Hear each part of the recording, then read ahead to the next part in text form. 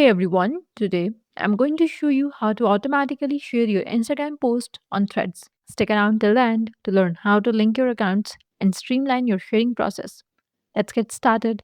First, open your Instagram app and make sure that you're logged into your account. And once you're ready, create the post by uploading your photo or video.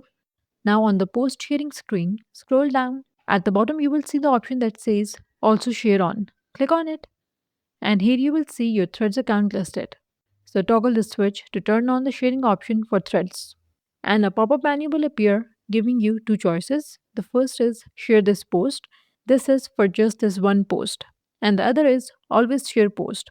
When you click this will automatically share your future post as well. So choose the option that works best for you.